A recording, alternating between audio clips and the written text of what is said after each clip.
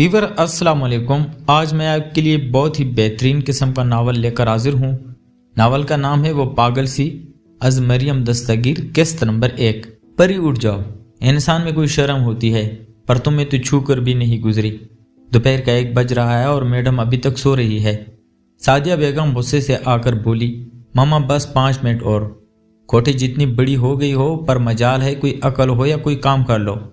لوگوں کی بیٹیاں ہیں، ماؤں کے اٹھنے سے پہلے سارا کام کر لیتی ہیں۔ ماما آپ نہ لوگوں کی بیٹیاں ہی لے آئیں، لوگوں کی مائیں ہیں، اتنے پیار سے صبح اٹھاتی ہیں، ناشتہ کرواتی ہیں، اور ایک میری ماں ہے، باپ سے کہو نئی ماں لے آؤ۔ سعدیہ بیگم غصے سے بولی، واو مام، جسٹ امیجن، کتنا مزہ آئے گا، میں اپنے پاپا کی شادی پر ڈانس کروں گی۔ اس سے پہلے کہ سعدیہ بیگم کی جوتی اپنا کمال دکھاتی، پری واش روم میں غائب ہو چکی تھی۔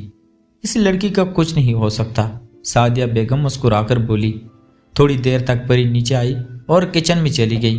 ماما ناشتہ، یہ ناشتے کا وقت ہے، سعدیہ بیگم گور کر بولی۔ اسی دوران فون کی گھنٹی بجی۔ پری دیکھو کس کا فون ہے، ابھی دیکھتی ہوں۔ پری نے فون اٹھایا۔ ہیلو، کون؟ میں ارش بات کر رہا ہوں۔ کون ارش؟ ارش بدقسمتی سے آپ کا کزن، ارش غصے سے بولا۔ او سوری ارش بھائی، میں بڑی ماں کو بلاتی ہوں، مہربانی ہوگی اگر کروا دو گی۔ کون ہے بیٹا؟ فرحانہ بیگم بولی۔ بڑی مما ارش بھائی ہیں۔ پری فون فرحانہ بیگم کو پکڑا کر کچن کی طرف چل دی۔ عجیب انسان ہے، لندن چلا گیا تو ہم پر احسان کیا ہے، سمجھتا کیا ہے خود کو، تھوڑا پیار ہوتا تو کیا کرتا، جن کہیں کا۔ پری بڑبڑاتے ہوئے کچن میں داخل ہوئی۔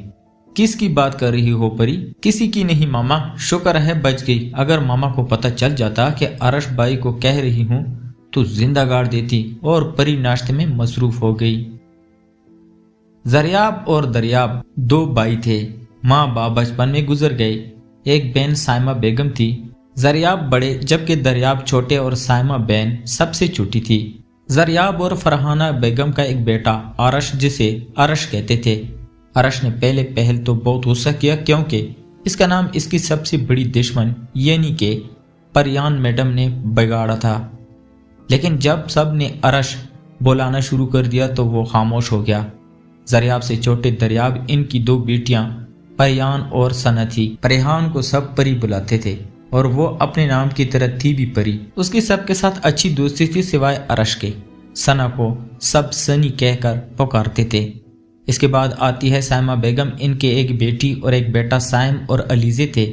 سائم کو سب سیم اور علیزہ کے نام سے پکارتے تھے، اور یہ بھی پری میڈم کی مہربانیاں تھی، وہ پری ہی کیا جو کسی کو اس کے سیدھے نام سے بلائے۔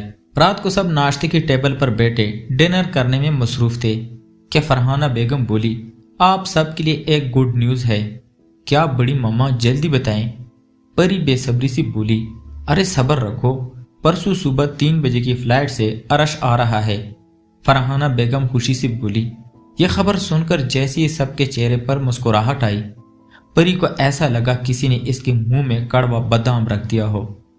تو میرا دشمن آ رہا ہے اور بڑی ماما اس کے گڈ نیوز بول رہی ہے، پتہ نہیں بڑی ماما کی بیڈ نیوز کیسی ہوگی۔ کیا ہوا پری بیٹا، کس سوچ میں گم ہو؟ زریاب صاحب پری کو کسی سوچ میں گم دیکھ کر بولے، کچھ نہیں بڑے پاپا۔ پری کا اب کچھ کھانے کا موڈ نہیں رہا تھا، وہ سب کے اٹھنے کا انتظار کر رہی تھی، کیونکہ ایسے وہ اٹھ کر سعدیہ بیگم کے ہاتھوں کی بے عزتی ہونا نہیں چاہ رہی تھی۔ آہا، آج تو بڑا خوش ہے فردوس، ارش کے پاس بیٹا ہوا بولا۔ فردوس ارش کا بیسٹ فرینڈ تھا اور وہ بچپن سے ایک ساتھ تھے، اور اب دونوں کی سبجیکٹس بھی سیم تھے، دونوں MBA کر رہے تھے۔ ہاں یار، صبح گھر جا رہا ہوں، سب سے ملنے کی خوشی ہے، سب سے یا پری سے۔ فردوس جاننا تھا کہ ارش اور پری ایک دوسرے کے سب سے بڑے دشمن ہیں، اس لیے اس نے جان بوجھ کر اسے تنگ کیا۔ ہو، نام مت لو اس کا، مجھے سمجھ نہیں آتی وہ چیز کیا ہے۔ چلو خوبصورت ہے، لیکن خوبصورتی ہی سب کچھ نہیں ہوتی، عقل نام کی کوئی چیز اسے چھو کر نہیں گزری۔ ارش نے اپنے دل کی بڑاس نکالی۔ ہاں یار، تم دونوں ایک گھر میں کیسے رہ لیتے ہو؟ فردوس کہکا لگاتے ہوئے بولا۔ مجھے لگتا ہے تم لوگوں کے لیے تم لوگوں کا گھر کم، میدان جنگ زیادہ ہے۔ تو پیارے دوستو، کہانی جاری ہے، اس کا اگلا پارٹ نیکسٹ ویڈیو میں دیا جائے گا۔